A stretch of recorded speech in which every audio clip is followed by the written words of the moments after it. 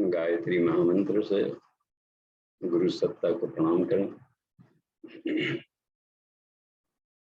ओम भूर्भुवः स्वः तत्सवितुर्वरेण्यं भर्गो देवस्य धीमहि धियो यो नः प्रचोदयात्। जी प्रणाम। आज की कक्षा में हम लोग दो भाग में कक्षा को संपन्न करेंगे। फर्स्ट हाफ में हम लोग पंचकोशों के वैज्ञानिक स्वरूप,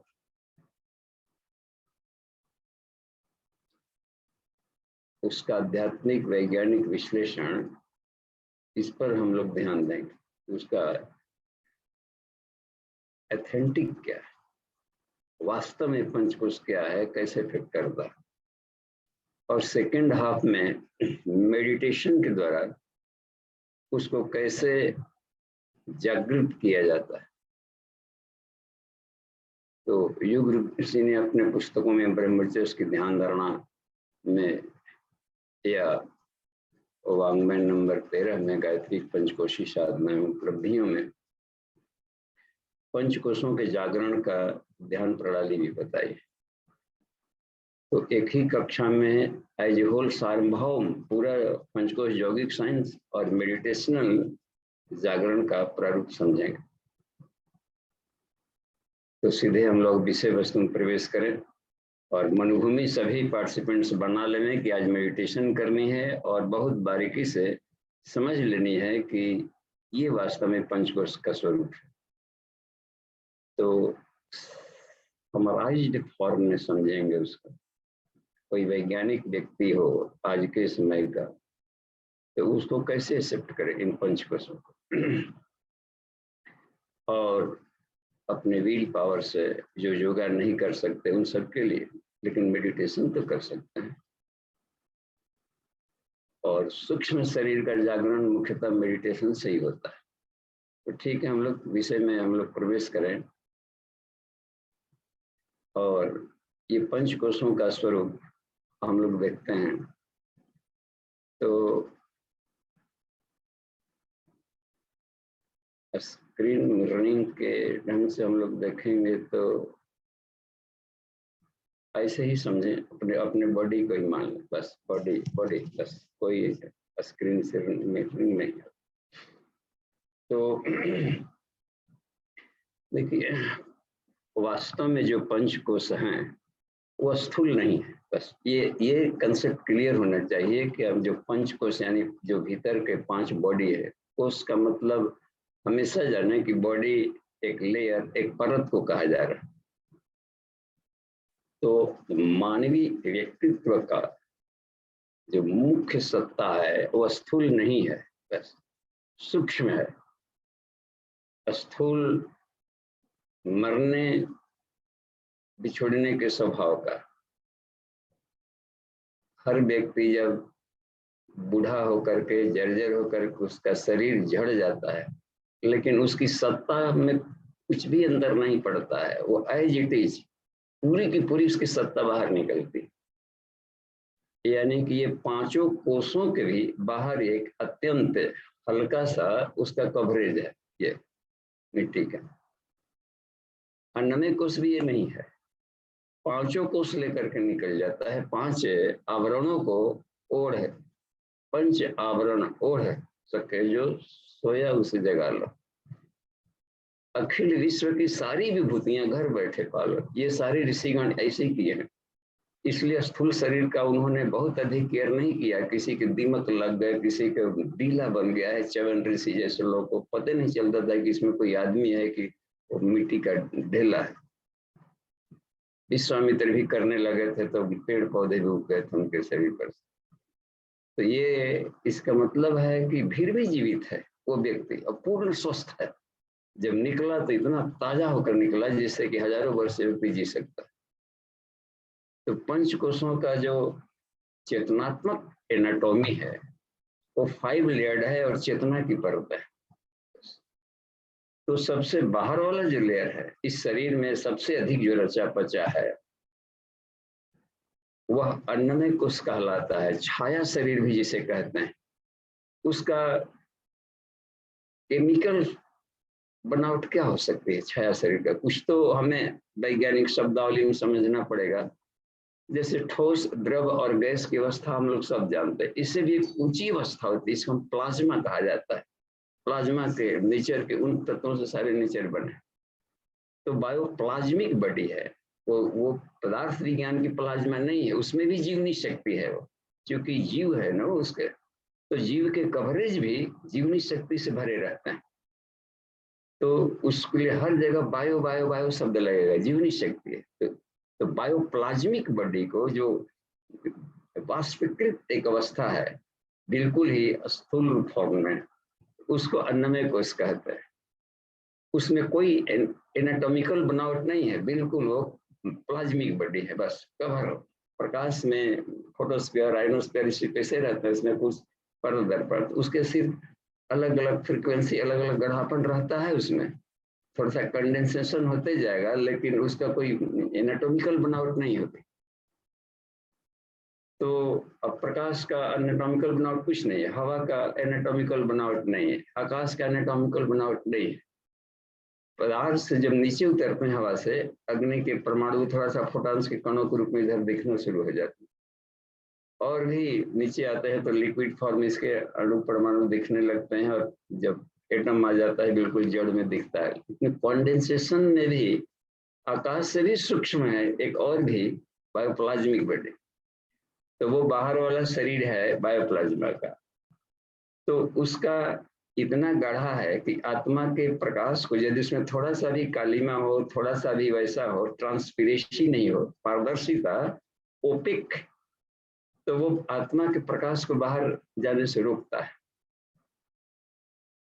तो उसको पारदर्शी, ट्रांसपेरेंट बनाने की क्रिया को ही जागरण कहते हैं। कालिखा को पोंछ करके उसको हम क्लीन करें कि आत्मा का प्रकाश बॉडी से बाहर निकल कर काम करे, मैग्नेटिक फील्ड उसका। उसके जस्ट भीतर वाला जो लेयर है वो उससे शक्तिशाली है, लेकिन चूंकि अन्नमय कोश का कवरेज उसको प्रकाश को नहीं निकलने दे रहा है, तो वो भी फड़फड़ा करके रह जाता है भीतर। यदि अन्नमय कोश क्लियर कर लिया जाए तो प्राणमय का जो भीतर वाला लेयर है वो है बायो इलेक्ट्रिक है, जय विद्युत से बना हुआ है। बस विद्युत, सारी सृष्टि को विद्युत चला रहा है, बिजली, जिसको कुंडलिनी कह दिया जाता है। इसी तरीके से शरीर के भीतर की भी एक बैटरी सिस्टम है, बिजली, प्राण विद्युत। इसी को, इसका भी प्राण बिजली, बिजली को हम लोग नहीं देख पा रहे हैं, तो प्राण विद्युत का जो शरीर है बायो इलेक्ट्रिक, उसको प्राणमय कोश कहा जाता है। तो अन्नमय, यदि प्राणमय कोश बाहर काम करे तो अन्नमय कोश को साफ करेंगे तो इसकी रोशनी इस पूरा अन्नमय कोश को तो अपने ढंग से इस्तेमाल करेगा, साथ ही उसको निरोग भी रखेगा, चमकता रखेगा, क्योंकि उसकी अभाव आ रही है। और साथ ही साथ बाहर भी किसी वस्तु को छू देगा तो उसमें प्राण संप्रेषण हो जाएगा, रीकी कर लेगा, या किसी भी ढंग से वो जहां छुआ तो उसके भीतर से प्राण विद्युत झड़ के उस वस्तु में घुस जाएगा। यही ऋषि लोग एक और काम भी करते थे उसको, और प्राण विद्युत को यदि और प्रखर बना लिया तो और शक्तिशाली से बिजली उसके शरीर से बाहर निकलने लगती है, आंखों से भी रोशनी दिखाई पड़ने लगती है, सब चमक दिखाई पड़ने लगता है। चलो वाणी भी बोलेगा आवाज तो इसमें लगता है कि बिजली की शक्ति बाहर निकल रही। हर जगह, हर अंग अवयव में एक अलग से उसकी एक चमक निकलने लगती। यूं ही केवल कर भी देगा तो उसमें से झड़ते ही हम लोग देखा है कि पार्टिकल झड़ने लगते हैं बायो इलेक्ट्रिक का।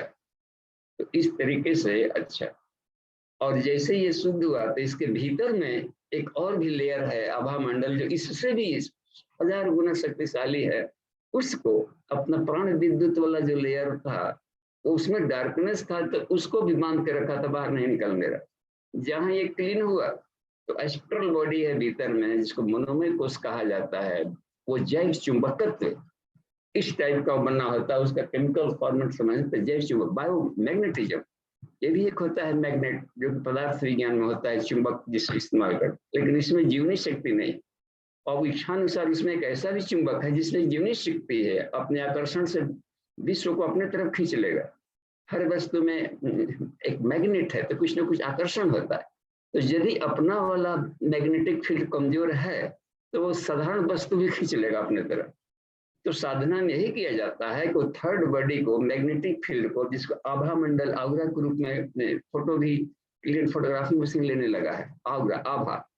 तो आभा मंडल को यदि हम ग्लेजिंग बना लें तो संसार की कोई वस्तु अपने तरफ नहीं खींचेगी, कितना आकर्षित करेगी वो पदार्थ के, वो व्यक्ति के पीछे चलनी शुरू हो जाती है, ऋषि के पीछे चलने लगेगी। तो यही आकर्षक व्यक्तित्व तो कहा जाता है, उनका पर्सनालिटी मैग्नेटिक हो जाएगा उसका।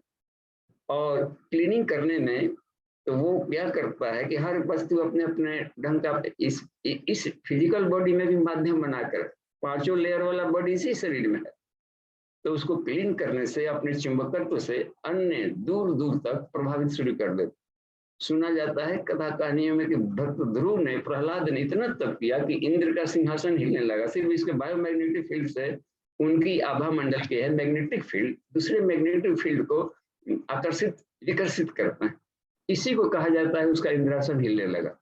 इसी तरीके से यह यदि क्लीन हुआ तो इसके भीतर में एक और शरीर है जो इसका अनंत गुना शक्तिशाली है। ये मैग्नेटिक फील्ड कुछ ही रेंज होता है इसका, माइंड वाला जो निकलता है बहुत दूर तक नहीं इसका रेंज होता है, हर चीज का तो एक खास रेंज होता है। इसके भीतर में एक और भी बॉडी है, कॉस्मिक बॉडी, जिसको विज्ञान में कोश कहते हैं। कॉस्मिक शब्द से ही लगता है कि पूरा कॉस्मोस यानी पूरे ब्रह्मांड तक उसकी शक्ति, उसकी आभा जा सकती है।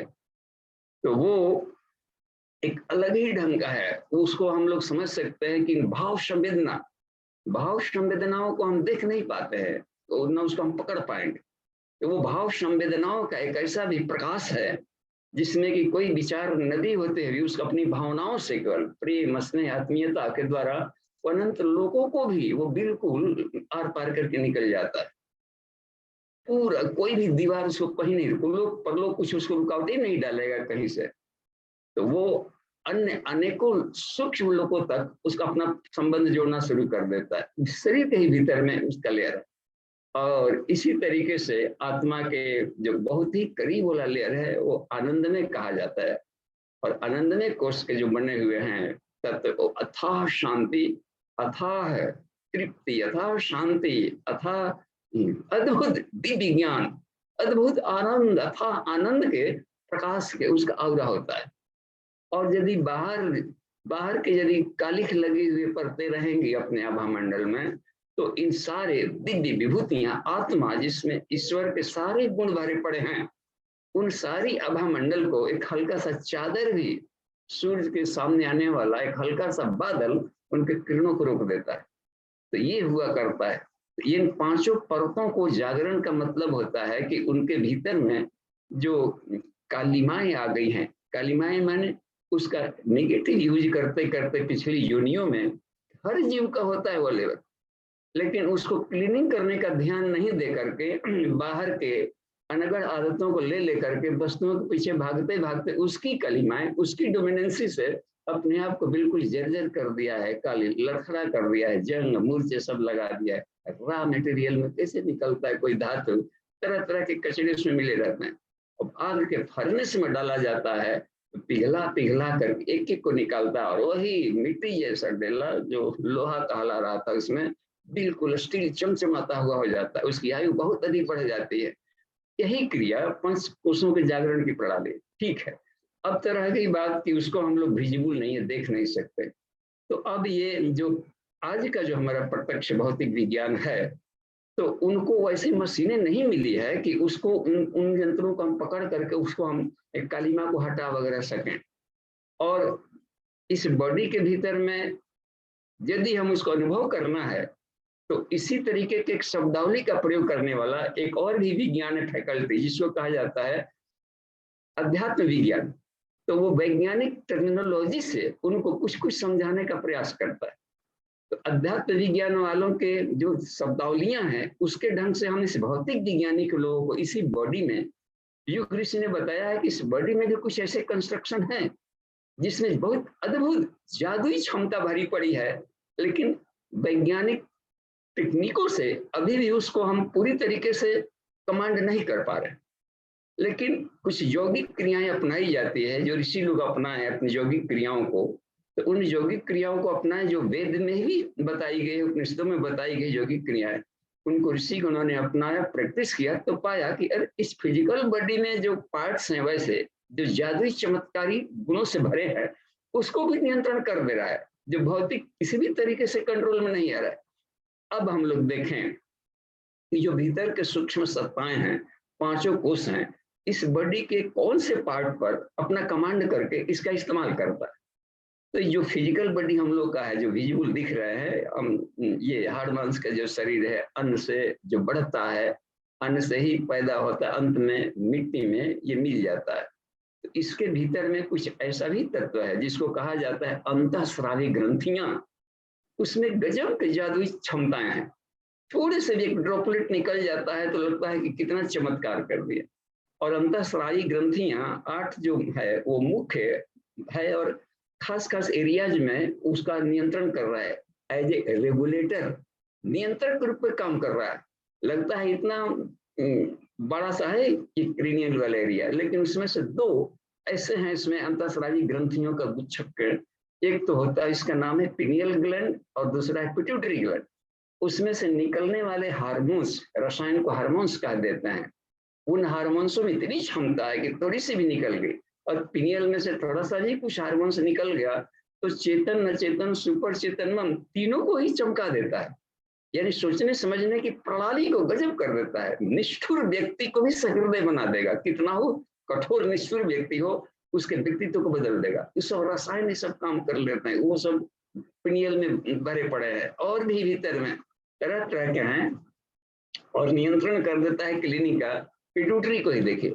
इस बॉडी के एक तो ज्ञान को कमांड कर रहे हैं और दूसरा पिट्यूटरी क्या कर रहा है, इस बॉडी सिस्टम पर इसकी लंबाई, चौड़ाई, ग्रोथ, डेवलपमेंट और भी शरीर में जो काम वासना का उद्भव, एज फैक्टर के साथ में शरीर का विकास, परिवर्तन और संसार में काम करने का जुनून, मादा वगैरह सब यही से कंट्रोल करता है यहाँ पर। लेकिन जितने भी और स्रावी ग्रंथियां हैं उसको स्टिमुलेटिंग हार्मोन्स भी निकालता है। वो थोड़ा सा भी निकालेगा तो यहाँ वाला फिर काम करना शुरू करता है, वही से कमांड कर लेता है। यहाँ थाइमस वाले को भी, नीचे वाली हार्मोन्स को भी नियंत्रक है तो उसको मास्टर ग्लैंड कह देते हैं।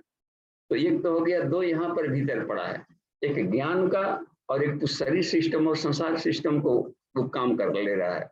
तो दोनों में यदि तालमेल हो तो शरीर में रोग दुख नहीं होते हैं, और यदि तालमेल ना हो तो एक हो गया साइको, एक है सोमैटिक माने बॉडी सिस्टम। तो साइकोसोमैटिक डिजीजेस शुरू हो जाता है।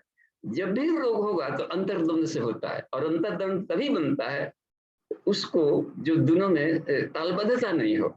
अब देखिए यहाँ पर इस गले वाला रीजन में भी ढेर सारे हमें काम करने पड़ते हैं, बोलना पड़ता है। यहाँ के जो सर्वाइकल रीजन है, यहाँ के कुछ नर्व फाइबर हाथों में भी गए हैं, कुछ ब्रेन में गए हैं, और कुछ थायराइड, पैराथायराइड 2 ग्रंथियां वहां भी गए। तो यहाँ वाला जो है हार्मोनल सिस्टम, तो उसमें जो है एक नर्वस सिस्टम में कोई टूट फूट हो उसको भी रिपेयर कर डालता है। साथ ही साथ में बॉडी का एनर्जी लेवल को भी कमोबेश करके उस पर कमांड कर लेता है। तो ये उनके बहुत ही काम के चमत्कारी हैं। तो ये उसमें बता दी गई है कि कितना कीमती है रेगुलेटर, और वो बाहरी प्रयासों से डिसऑर्डर हो जाए तो बाहरी प्रयासों से कमांड में नहीं आ पा रहे, लेकिन ऋषियों ने कुछ ऐसी यौगिक प्रणाली निकाली कि ये कठिन काम भी आसानी से वो कर लेता है। तो इसकी साधना अन्नमय कोष के जो बायोप्लाज्मिक बॉडी है उसको क्लीनिंग करेंगे तो ये क्लीनिंग होने लगता है शरीर के भीतर का, ये हार्मोनल सिस्टम क्लीनिंग होने लगता है। और भी देखिए थाइमस वाला भी है जो कि बचपन से लेकर के वो जो ग्रोथ हार्मोन्स है उसको मोटिवेट करता है, और वो उसका मोटिवेशन से ग्रोथ हार्मोन्स काम करने लगते हैं और वो फिर सिस्टम आता है। बाद में रोग से लड़ने की क्षमताओं से भरा पूरा भी रहता है, इवन इम्यूनिटी बढ़ाने में भी काम आते रहता है, होल लाइफ सब काम करते हैं। और भी देखा जाए आसपास में इस एरिया में कोई भी गड़बड़ी हो उसे निकलने वाले हार्मोन्स उसको काम लेते हैं। पेट वाला कंजड़ में देखें, पेट वाला पिंजड़ा, इसमें भी 3 कमाल के हैं, बड़ा सा एरिया, इसमें 3 है। एक तो हो जाता है पाचन तंत्रों की बनावट में से, जैसे पेट है उसके नीचे वाली जो नली निकलती है, थोड़ा सा यूटर्न वाली नली, यूटेट, उसमें भी एक पैंक्रियाज अग्नाशय उसमें जमा हुआ अग्नाशय, उसमें एक बनावट है जिसको ये पैंक्रियाज बोलते हैं, उसी में वो वहीं पर वो टंगा हुआ है। उसमें भी रेगुलेटर है, यदि वो रेगुलेटर काम करता रहा बढ़िया से तो खून के भीतर में जो ग्लूकोज की मात्रा है वो, प्लस जो भी खाना खाए हैं उसमें पेप्टिक जूस भी निकाल करके उसको तोड़ते फोड़ते रहता है, पाचन प्रणाली करते रहता है। वो यदि रेगुलेटर गड़बड़ा जाए तो कितना दिक्कत आ सकती। किडनी के पास भी दो चिपके हुए हैं, एडिनल ग्लैंड कहला जाते हैं, वो भी खून में नमक की मात्रा, पानी की मात्रा, इसका भी रेगुलेटर है। और भी जाकर देखिए उसके भीतर में जो बनते हुए रहते हैं उसमें थोड़े थोड़े काम वासनाओं के भी नियंत्रण वाले कुछ उसमें घटक निकलते रहते हैं। और भी जो बनता है भीतर में जो खाया गया है protein, fat, carbohydrate, mineral salts वगैरह का, उसके भी ब्रेकेज में वो कुछ ना कुछ हेल्प करता है सब। अब हम क्या देखें, नीचे और भी एक घटक है जिसको कहते हैं गोनेट्स, सेक्स हार्मोन्स निकालने वाले, प्रजनन की क्षमता को बनाए रखता है, यूथफुलनेस बनाए रखते हैं, उमंग उत्साह बनाए रखेंगे, प्लस उन इस एरिया में शरीर के भीतर के सारे काम करते हैं, पैरों से लेकर के और पूरे होल बॉडी में काम करते हैं। अब ये अन्नमय कोश वाले जो हार्मोन्स ग्रंथियां हैं, इस पर कमांड कैसे किया जाए कि होल लाइफ, ये जीवन भर के लिए लिखा है पूज्य गुरुदेव ने कि पूरे होल लाइफ के लिए आपस में मिलजुल करके तालमेल बिठा करके काम करते हैं। तो इसकी टेक्निक योगिक साइंस में बता दिया है युगसी ने, और वो सारे वेद सम्मत उपनिषदों में है। गायत्री मंजरी में सारी जानकारी दी गई है, वांग्मय नंबर 13 में दिया गया, गुरु जी ने दिया है।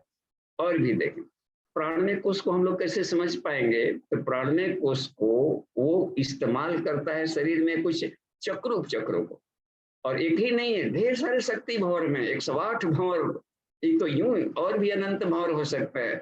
108 भंवर में हम लोग तो 8 चक्र, ये 9 चक्र यहाँ भी देख लेते हैं, 96 उपत्यकाएं, वो भी सब भंवर है, छोटी छोटी जहाँ आकाश में वो भंवर की तरह सब काम करते हैं, मैग्नेटिक फील्ड निकालते रहते हैं, बिजली उत्पन्न करते रहते हैं, सब इतने यंत्र, इतना बड़ा यंत्र में एक ही जनरेटर से छोटे मोटे जनरेटर, बड़े जनरेटर, रीढ़ की हड्डियों में चक्रों के रूप में भी 7 चक्र है, 8 चक्र इधर में कर लिया गया, और एक व्योम चक्र भी मानते हैं, अपना अवरा है जहां पर मिलता है आकाश में, वहां भी एक कनेक्टिंग लिंक बनाया है कि भावर पैदा हो रहा है।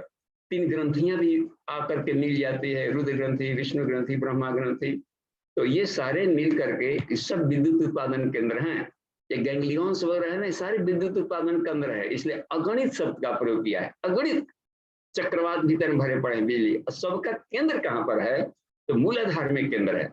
तो इस तरीके से यदि उसको हम लोग एक्टिवेट करने का तरीका मिल जाए तो अथाह बिजली भीतर से पैदा कर सकता है। दुबला पतला ऋषि दधीची अपनी हड्डियों में इतना डायनामिट बना सकता है कि वृद्धासुर को भस्म करके रख दे। तो ये कमाल की चीजें हैं। भीतर में मनोमय कोश को औरा के रूप में देखा, लेकिन वो इस्तेमाल क्या करता है, ब्रेन को इस्तेमाल करता है, जो अपनों का नर्वस सिस्टम है। तो वो सारे कोशिकाओं में वो तार गई हुई है, यानी कि हर कोशिका के भीतर में एक माइंड है न्यूक्लियस, वहां की कोशिकाएं वहां तक गई हुई, सबका सारे मनों का कलेक्शन मनोमय कोश है। अब रह गई बात कि वो इसको इस्तेमाल कर लेता है। तो विचार, यदि इसको हम क्लीनिंग करने वाला कोई उपाय कर ले, मेडिटेशन से, अन्य उपाय से, जपों से, ध्यान के माध्यम से, या और भी जो तन्मात्राएं हैं प्रोसेस, ये सिर्फ क्लीनिंग के उपाय बताए गए। इसको ठीक करने के उपाय है, और उसके क्लीनिंग से मनोमय कोश क्लीन होता है तो पूरा का पूरा क्रिमिनल सिस्टम बढ़िया काम करने लगता है। तो फिर तीनों के तीनों शरीर साफ होते ही लगता है कि सारा संसार अपने मुट्ठी में हो गया और अपना नियंत्रण में आ गया। फिर कोई भी मैग्नेटिक फील्ड हो संसार का, किसी भी तरह का आकर्षण हो, उस साधक को अपने तरफ नहीं खींच पाएंगे, और वो दिव्यता की तरफ जाएगा, और वही देवत्व को पाने वाला बॉडी में प्रवेश कर जाता है, कॉस्मोस बॉडी में। उन सबके शरीर के भीतर में अपने अपने केंद्र हैं, और पूरे भाव संवेदना को, पहले था अपने से प्यार कर रहा है, उसके बाद परिवार तक भाव संवेदना काम कर रहे थे, अपने अपने लोगों में भाव संवेदना थोड़ी सी और बढ़ गई, और भी थोड़ा सा बढ़ा गया तो समाज के भीतर में भी भाव संवेदना को फैलाने लगा, और थोड़ा किया, और थोड़े से बड़े रेंज में पूरे प्रांत, देश, और भी यदि बड़ा कर लिया तो पूरे विश्व को, और भी बड़ा किया तो अनंत ब्रह्मांडों तक अपने भाव संवेदनाओं को फैला रहे, कॉस्मस तक। तो ये क्लीनिंग के लाभ से मिलते जाते हैं, उसकी सत्ता, व्यक्तित्व बढ़ते जाता है, आनंद, तृप्ति, तुष्टि, शांति के लिए आदमी जीवन भर जी रहा है। उसका भी शरीर में केंद्र है, वो इस्तेमाल कर लेता है सीधे शरीर के भीतर में यहाँ पर सबसे ऊपरी भाग में होता है ना, इसका रीढ़ के हड्डी का अंतिम पॉइंट होता है, जैसे थैलमस जहाँ पर लटका है ये ब्रेन स्टेम पर, उससे जो भीतर में फिर जाकर के हम लोग को जो व्हाइट मैटर आ रहा है उसके ऊपर ग्रे मैटर का छतरी है, तो कहा उसको कॉर्टिकल रीजन कहते हैं। तो थैलिमल कॉर्टिकल न्यूक्लियाई के बीच में आपस में कभी विद्युत तरंग का हम क्रम यदि कमांड कर ले तो अथाह शांति आनंद का क्रम यहाँ भी शुरू हो जाता है। इस बॉडी में सारे पॉइंट हैं, अन्नमय कोश का एंडोक्राइन सिस्टम से, प्राणमय कोश का जैव विद्युत उत्पादन केंद्रों से होता है जो चक्र लगे हुए हैं, इनके माध्यम से वो कमांड कर लेता है। मनोमय कोश पूरे ब्रेन सिस्टम से कमांड करता है। विज्ञानमय कोश माध्यम बनाता है, स्नायु रसायनों को माध्यम बनाता है। न्यूरो ह्यूमरल सिक्रीशंस जो हर साइनेप्सिस से निकलते हैं, गैंग्लियन से निकलते हैं, हर चक्रों से निकलते हैं, ब्रेन के न्यूरॉन से निकलता है। एक खास मेडिटेशनल प्रोसेस है, वो सब काम शुरू करते हैं। और अंत में जो आनंदमय है वो, तो ये शरीर के भीतर का सिस्टम ऑफ केमिस्ट्री, तो इसी के लिए इन पर साधना पद्धति ऋषि लोग अपनाते थे और साधारण इसी शरीर में देवता बनते थे और धरती पर स्वर्ग का आनंद लेते थे। यही प्रणाली अभी के समय के लिए यदि कर दिया गया तो किसी भी तरह का सवाल ही नहीं, आज के युग में कर और भी खराब युगों में भी व्यक्ति शानदार देवता की तरह जी सकता है। इतना शक्तिशाली बनाया गया है। अयोध्या कहा गया है, अष्ट चक्रा 9 द्वारा देवा नाम पुर्योध्या। अथर्ववेद का बताता है आदमी के जो बॉडी है उसको अयोध्यापुरी कहा। कोई भी संसार का थपेड़ा किसी भी लोक में कभी भी काल में इस मनुष्य के भीतर में इतने अभेद्य रक्षा कौन से भीतर नहीं पहुंच सकता है, और इसकी मस्ती को, इसकी आनंद को, इसको किसी भी ढंग से खंडित नहीं कर सकता। तो ठीक है, हम लोग सीधे अब आधे घंटे के जो बाकी समय है अब उसको हम लोग मेडिटेशन से चार्ज करेंगे। कैसे चार्ज होता है? ध्यान प्रणाली से, पंचकोशों का। तो जितने भी साधक हैं बिल्कुल ही तुरंत अपने आप को ध्यान के पोस्चर में लेकर के चले जाएं। कुछ शब्दावलियों का हम बोलेंगे यहीं पर और बिल्कुल उसको उसके साथ अपने आप को, चेतना को तालबद्ध करते देखें। फिर देखेंगे कितना बढ़िया से इन कोशों के भीतर में अपने विल पावर से उसको प्रकाशित करके लाभ लिया जा सकता है। ठीक है, तो सभी साधक अपने आप को ध्यान मुद्रा में लेने का प्रयास करें जहां भी जो हैं। तो साधना काल में अपने स्थान पर ही अपने आप को, शरीर को सुखासन की स्थिति में बैठ जाएं। रीढ़ की हड्डी को बिल्कुल सीधा कर ले, हाथ को या तो घुटनों पर रखें या गोदी में रखें। अपनी सुविधा देखी जाती है कि हमको सहजता कहाँ आ रही। सिर्फ मेरुदंड जरूर सीधा रहे और शरीर को बिल्कुल अब शांत करें। ध्यान भूमिका में प्रवेश के लिए शुरू में अपने आप को ट्यूनिंग किया जाता है। कुछ शब्दावली का प्रयोग बोला जा रहा है, उसके अनुसार हम लोग सोचें। अस्थिर शरीर, शरीर में बिल्कुल हलचल बंद। अस्थिर शरीर, शांत चित्त, कमर सीधी,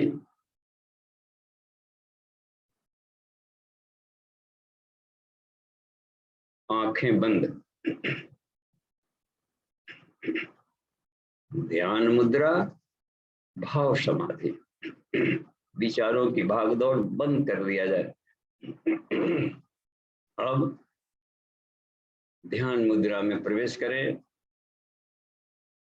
अंतरंग जगत में प्रवेश करने को की मनोभूमि बनाएं। वृत्ति अंतर्मुखी हो रही है ऐसा हम लोग सोचे।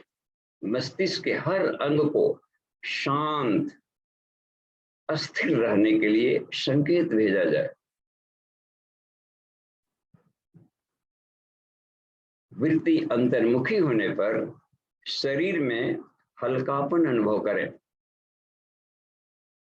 हृदय की धड़कन के स्पंदन सारे शरीर में सहज ही अनुभव करें।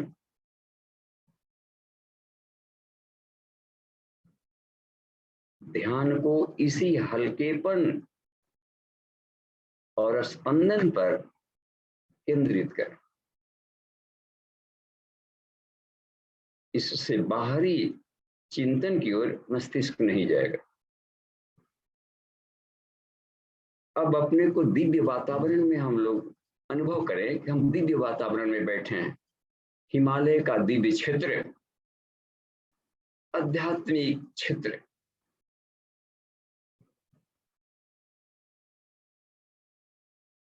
गंगा की शीतलता सर्वत्र व्याप्त है, हिमाच्छादित चोटियां, एक दिव्य सुगंधी इस देवात्वा हिमालय क्षेत्र में घुली हुई है। हम उस दिव्य वातावरण में बैठे हैं। ऋषियों, पवित्र आत्माओं के प्रभाव से वातावरण में दिव्य आलोक भरा हुआ है। अपने चारों ओर दिव्य सत्ताओं का तेजोबलय एक दिव्य कवच के रूप में घेरा डाले हुए है। विचार करें, उन सबके संयुक्त प्रभाव से अंदर के दिव्य भावों, आवेगों की हिलोरें सी उठ रही है।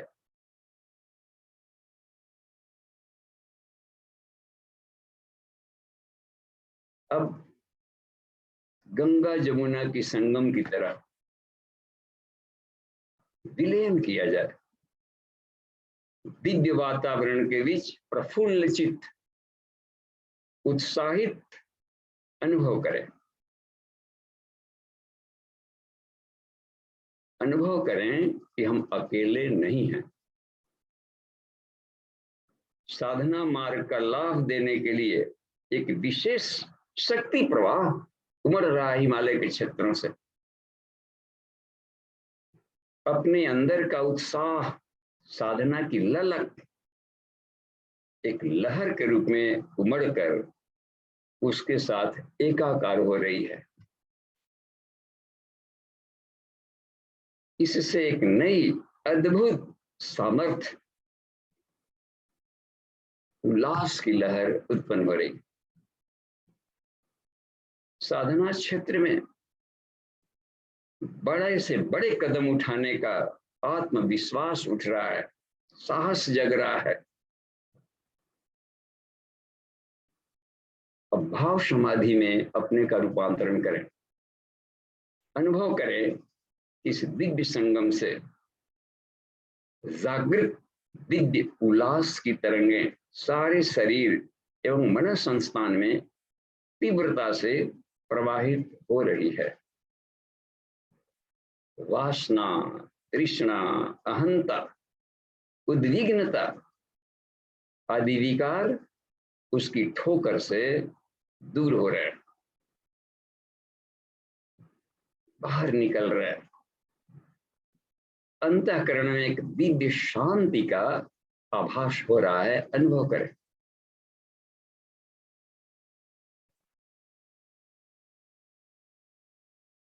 अब एकत्व का अनुभव किया जाए, दिव्य दर्शन, एकत्व।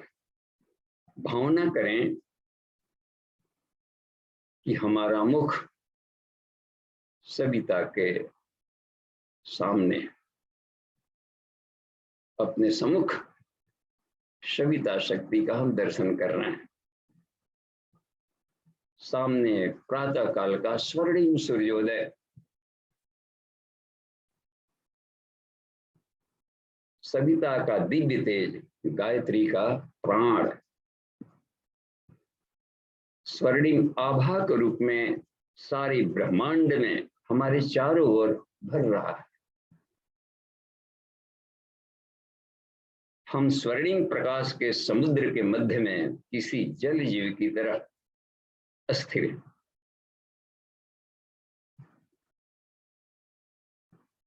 स्वर्णिम सविता के प्रति अपने सर्वाधिक प्रिय स्नेही होने का भाव करें, इष्ट का भाव करें।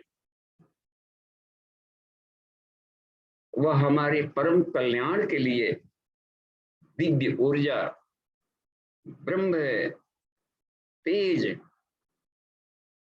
ब्रह्म वर्चस, ब्रह्म ज्ञान का एक प्रकाश, ब्रह्म तेज अद्भुत,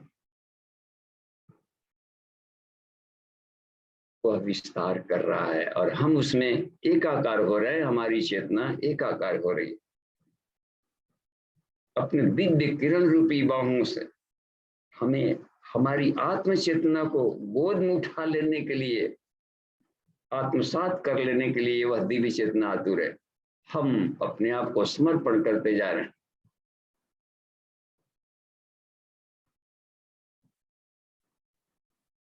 हमारी आत्म चेतना भी उसकी ओर बढ़ रही है। विचार करें,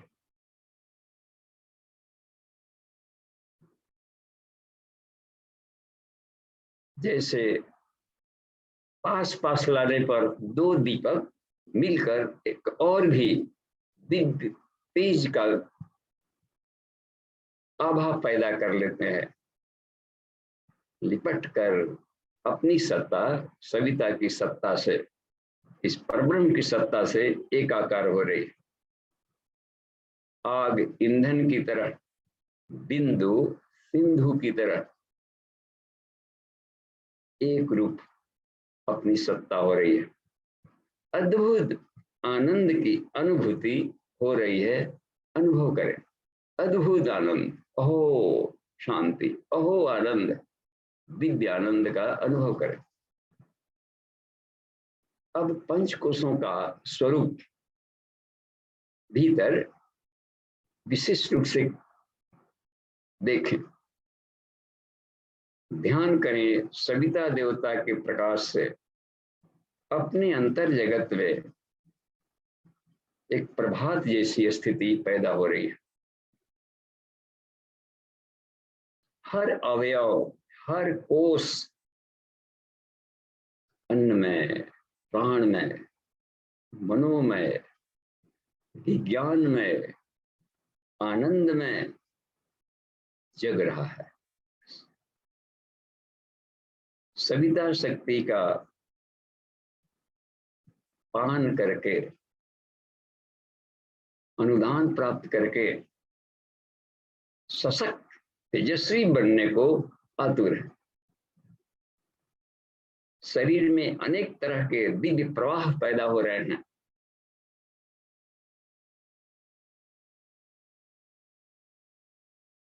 अब एक एक कोषों को और प्रकाशित किया जाए, अन्नमय कोष पर ध्यान केंद्रित किया जाए। ध्यान करें, स्थूल शरीर, छोटे बड़े अंग अवयव, नसों, नाड़ियों, मांसपेशियों का तंत्र, यह सारी छोटी छोटी जीव कोशिकाओं से बने हुए हैं। हर कोशिका एक स्वतंत्र इकाई है। इनकी अपनी अपनी सामर्थ्य है, गुण है, स्वभाव है। हर इकाई को दिव्य सत्ता से प्रभावित करने का संकल्प युक्त तैयारी हो रही है। इन सब का केंद्र नाभि चक्र है। नाभि हर अंग का उससे सूक्ष्म संबंध बना हुआ है।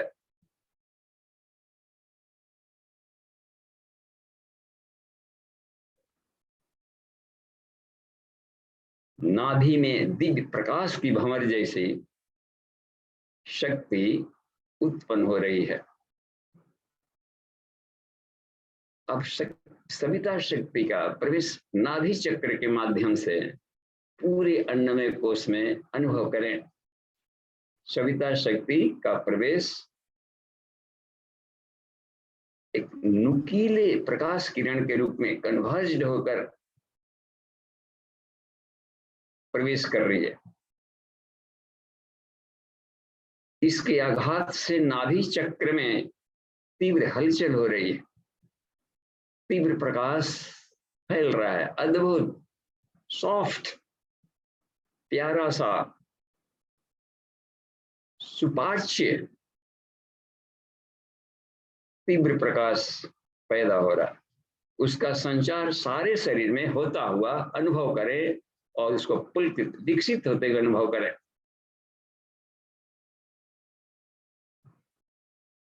सविता शक्ति शरीर को चलाने वाली जैवीय अग्नि है, ऊर्जा के रूप में बदल रही है। प्रकाशित धाराओं के रूप में संचार सारे शरीर में हो रहा है। शरीर अग्नि के गोले के रूप में परिवर्तित हो रहा है, अनुभव करें। शरीर की हर इकाई दिव्य संस्कार से उत्प्रोत हो रही है। अंग प्रत्यंग में ओज, उत्साह, कर्मठता का उभार अनुभव करें।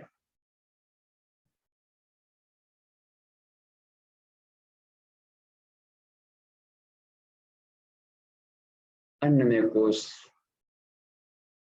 खिला हुआ अनुभव करें, पूरा बॉडी उत्प्रोत हो गया इस प्राणाग्नि से।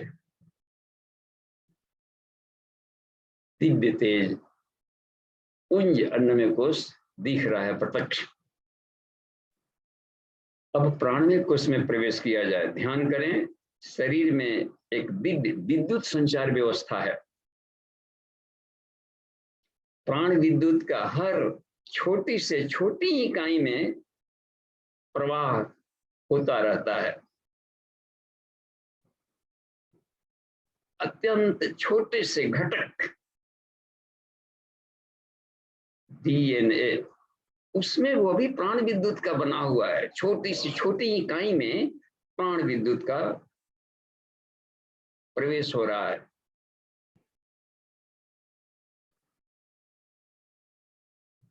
इन प्रवाहों का शरीरस्थ जितने भी भंवर है उसमें मुख्यालय, इसका मुख्य केंद्र है मूलाधार। मूलाधार में सविता शक्ति का, उसके प्रकाश को नुकीले किरण के रूप में प्रवेश अनुभव करें।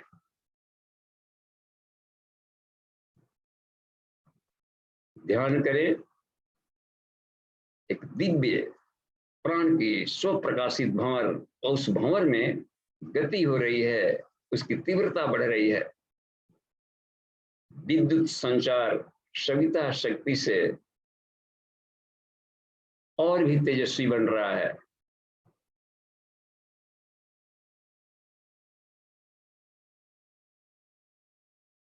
यह दिव्य प्राण विद्युत प्रचुर मात्रा में उत्पन्न हो रही है।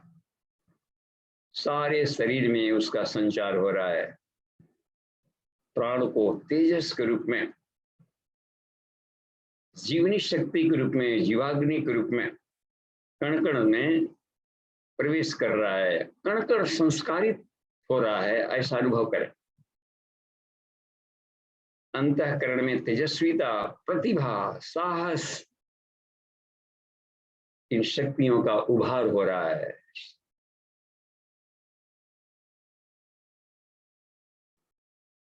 अनुभव करें, प्राणमय कोश अत्यंत विकसित, जागृत हो रहा है। आदर्शों के लिए कुछ भी कर गुजरने, मर मिटने का साहस उत्पन्न हो रहा है। स्पष्ट रूप से यह अनुभूति हो रही है। प्राणमय कोश जागृत, इस दिव्यता से अपने भाग्य को हम सराहें। अहो धन्य प्राणमय कोश, बिल्कुल प्रखर, अवांछनीयता से समझौता किसी भी कीमत पर नहीं करने का एक दिव्य तेज विद्युत शक्ति का संचार कण कण में, नस नस में। प्राणमय कोश जागृत। क्रमशः अब मनोमय कोश पर उस आवरण में प्रवेश किया जाए।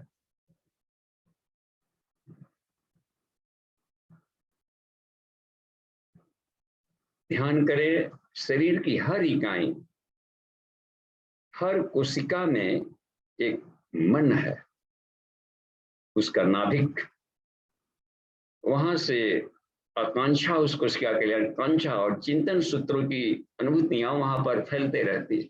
इन सबका संबंध मस्तिष्क से है। मनोमय कोश का मुख्य केंद्र मस्तिष्क, और मस्तिष्क के हर कोशिकाओं को तेजस्वी बनाना है तो मुख्यालय, उसका मुख्य केंद्र होता है आज्ञा चक्र। भ्रूमध्य स्थित आज्ञा चक्र में अब सविता शक्ति का प्रवेश करें। अपने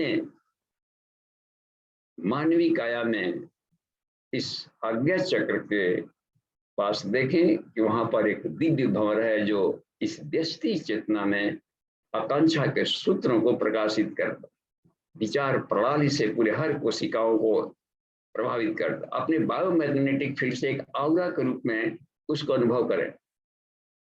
मस्तिष्क के चारों तरफ एक दिव्य तेज का अनुभव करें। पूरे शरीर में यह दिव्य तेज बाहर की तरफ भी निकला हुआ है। यह मैग्नेटिक फील्ड बाहर तक जाता है।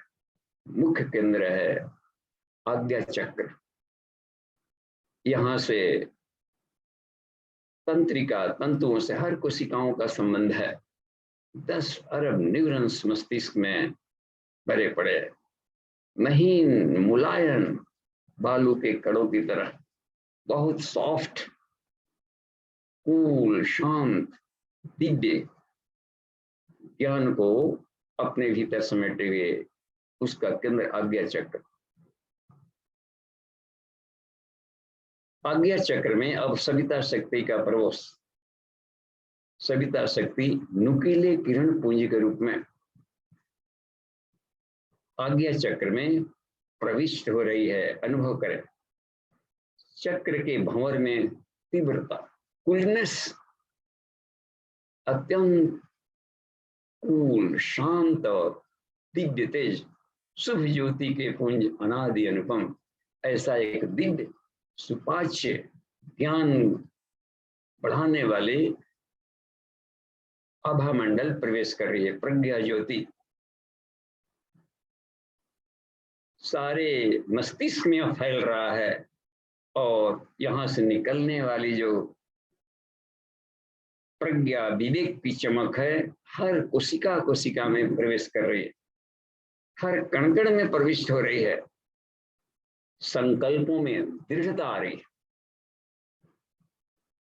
सशक्त विचार संकेत सारे शरीर में संचारित हो रहे हैं। अनुभव किया जाए शरीर व्यापी मन तत्व विचार प्रणाली में निखार आ रहा है। मनोमय कोश यह प्रज्ञा ज्योति से बिल्कुल ओतप्रोत हो रही है। इसकी आभा शरीर से बाहर तक अपने आभा मंडल को चमकीला अनुभव करें। एक एक काली किरणें, एक एक निगेशन थे आभा मंडल के, वो सारे निकल गए। बिल्कुल एक दिव्य आभा मंडल से अपने तेजो वलय अनुभव करें। मनोमय कोश जागृत, शांत मन जागृत, संतुलित मन जागृत, आकर्षक व्यक्तित्व जागृत, बुद्धिमता जागृत, मनोमय कोश जागृत। अगले चरण में विज्ञान में कोश का ध्यान किया जाए। ध्यान करें शरीर सूक्ष्म तत्व से बना हुआ तेज पुंज है और हृदय क्षेत्र में तेजो वलय जैसी एक घनी भंवर है। उससे उठने वाली तरंगे शरीर में तरंगित हो रही है और चारों तरफ प्रकाश के समूह में अंतरिक्ष में भी फैल रही है। पूरे कॉस्मस, अंतरिक्ष में दूर दूर तक ये फैल रही।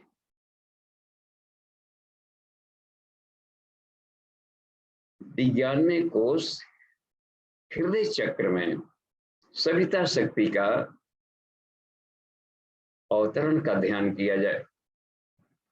सविता शक्ति उस किरण पुंज दीप्ति के रूप में, इस प्रकाश को दीप्ति कहा है ऋषियों ने।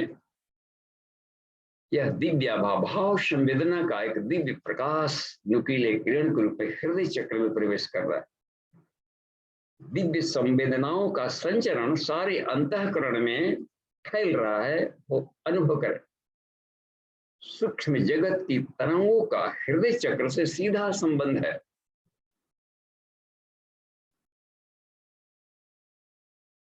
आदान प्रदान हो रहा है सूक्ष्म जगत से, स्वयं को असीम सत्ता में व्याप्त फैला हुआ अनुभव करें। सहृदयता, श्रद्धा, दिव्य ज्ञान का विकास हो रहा है, स्नेह, करुणा, दिव्य भाव संवेदनाओं, इनसे शरीर रोमांचित हो रहा है। बुद्धत्व, अद्भुत दीप्ति पूरे समग्र वातावरण में सहृदयता, आत्मीयता का विकास हो रहा है। सब अपने विज्ञान में कोष जागृत, अब आनंद में कोष पर ध्यान केंद्रित किया जाए। ध्यान करें, शरीर स्थूल पदार्थ नहीं, तेजोबल है, तेज रूप में है। मस्तिष्क मध्य में सहस्रार चक्र में विद्युत का एक फवारा जैसा चल रहा है। अथा शांति, शांति, आनंद और दिव्य ज्ञान का यह फवारा, अद्भुत अद्भुत आनंद का फवारा निःसृत हो रहा है। उसकी स्फुलिंग दिव्य उल्लास युक्त, दिव्य शक्ति युक्त, प्रेरणा युक्त है। सविता शक्ति का अवतरण सहस्रार चक्र में, सविता शक्ति का किरण पुंज सहस्रार चक्र में प्रविष्ट, मस्तिष्क मध्य में दिव्य आलोक की तरंगें, फुहारे अधिक स्पष्ट अनुभव कर, अधिक प्रखर हो रही है। वही आलोक की तरंगें अंतरिक्ष में दूर दूर तक फैल रही है। सर्वत्र आत्म तत्व, सर्वत्र अपनी सत्ता की अनुभूति,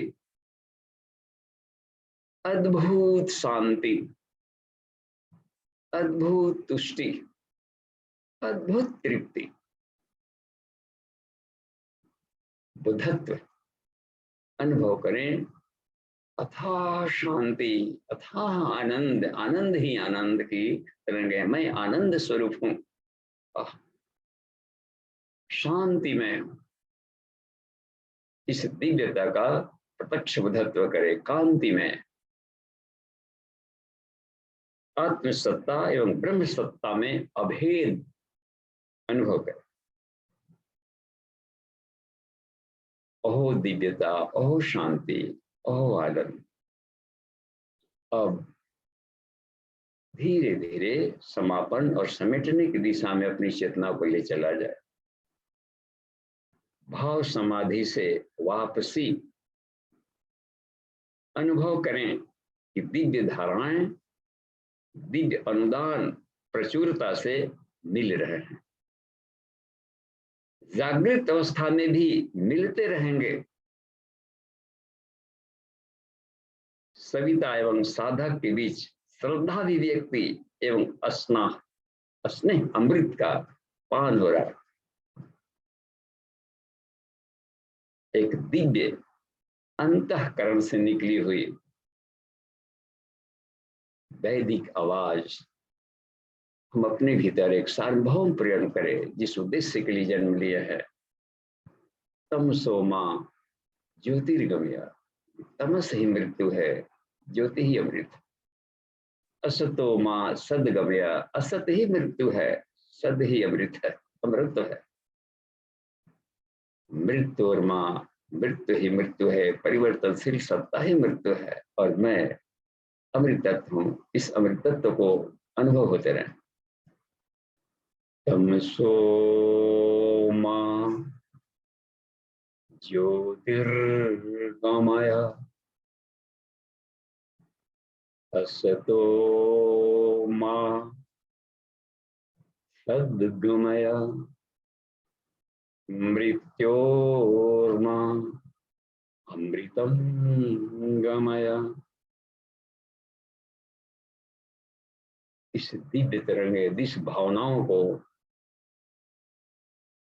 ब्रह्म परब्रह्म की चेतना के साथ एकीकृत सहजावस्था में आते हुए ईश्वर से एक दिव्य तथास्तु का अनुदान मिल रहा है ओंकार ध्वनि से।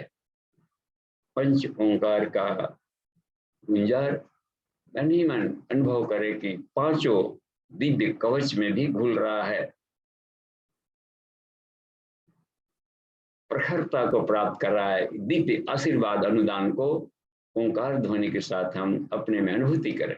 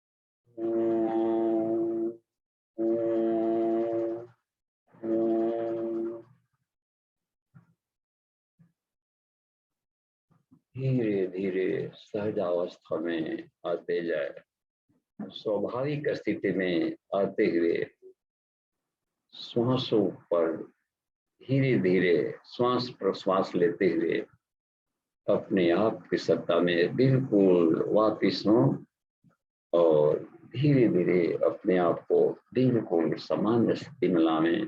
धीरे धीरे नेत्र को खोलें और नेत्र खोलते हुए भी बाहर से भी अपने बॉडी को देखा जाए कि मैं शरीर नहीं हूँ, शरीर के भीतर हूँ, पवित्र आत्मा हूँ।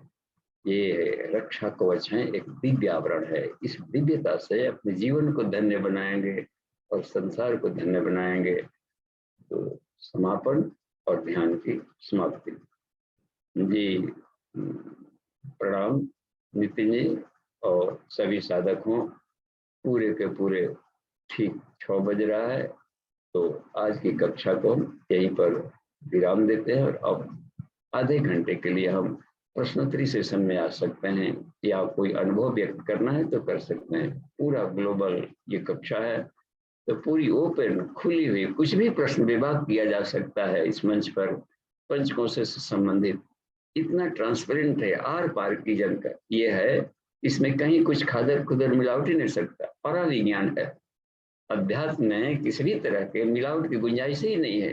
वो परा साइंस कहलाता है। इसमें उसमें थोड़ी सी भी अंधविश्वास नहीं चल सकता है।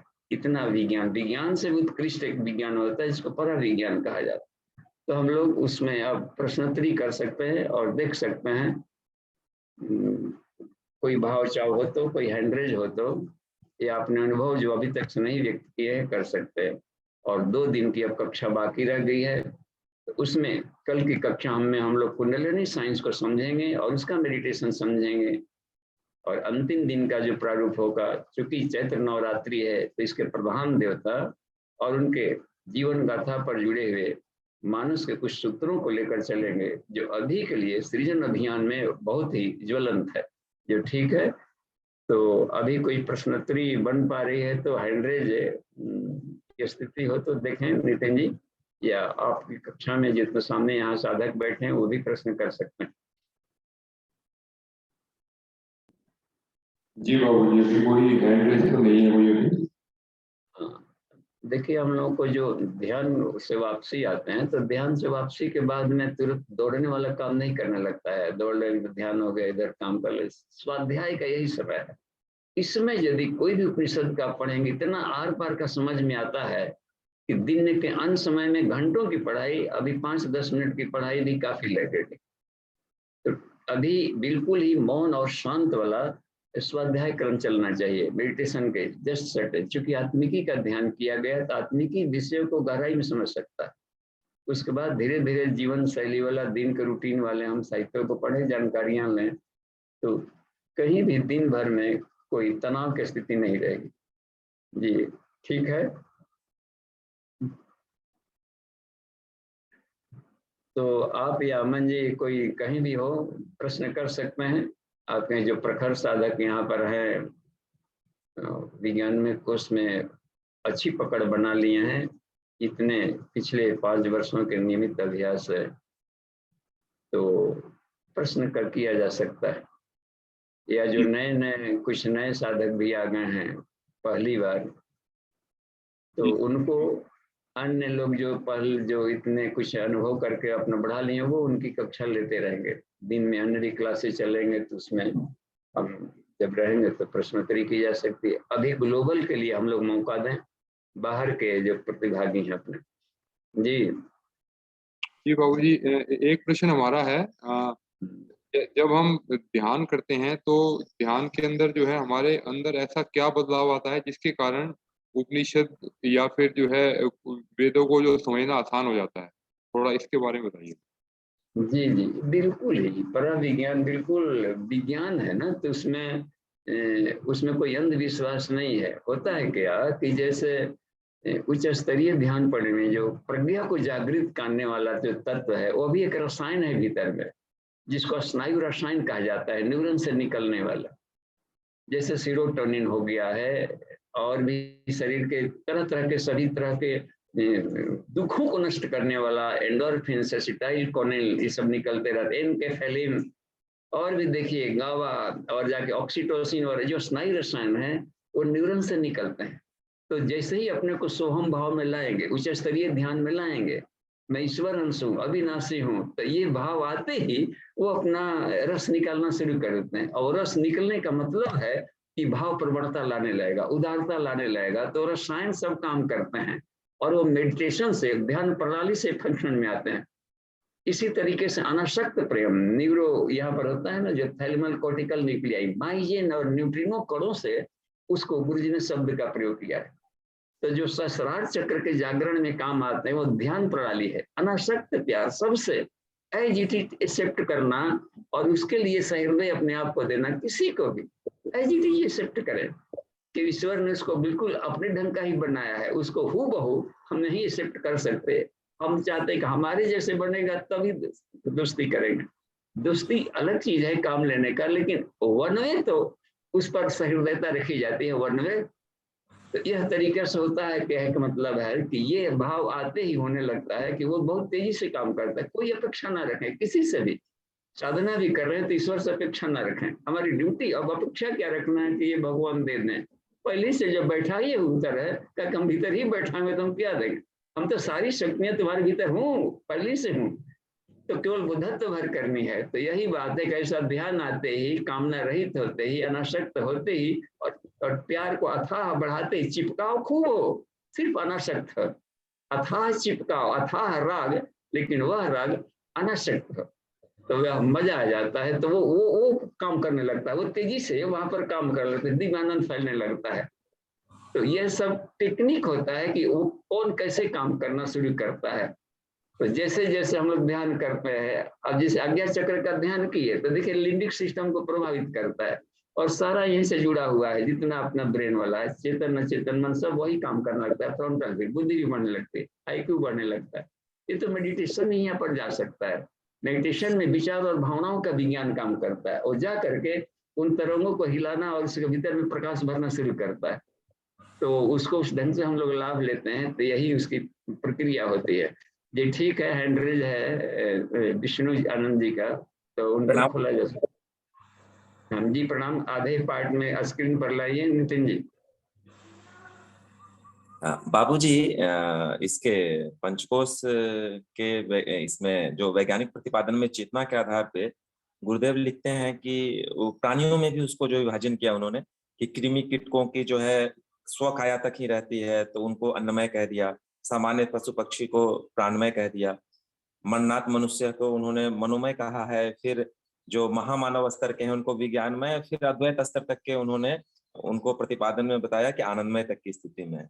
तो बाबूजी मेरी एक जिज्ञासा है कि हम लोगों को फोकट में तो कुछ नहीं मिलता, तो ये जो मानव शरीर मिला है तो हमारी स्थिति तो कम से कम हमारी चेतना मनोमय तक या उससे ऊपर के आयाम में होनी चाहिए, लेकिन फिर ऐसा क्यों होता है हम लोगों के साथ बाबूजी कि मानव शरीर मिलने के बाद भी हम लोग कृमि कीटकों की तरह व्यवहार करते हैं, या तब चेतना के स्तर पे सामान्य पशु पक्षी की तरह व्यवहार करते हैं, जबकि ईश्वर फोकट में हमें कुछ नहीं देता।